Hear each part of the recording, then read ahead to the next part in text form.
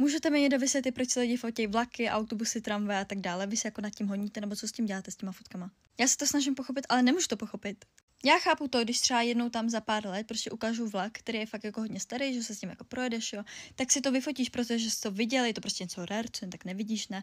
Máš to u sebe v mobilu, ale proč si do piči fotíš autobusy, který jezdí 50krát denně? Nedávno v měsíci jsem dělala kluka, který tam stál v saku, jo. A prostě natáčel se autobusy, který tam jezdí 100krát denně, oni reálně jezdí každou hodinu a prostě mávali jim.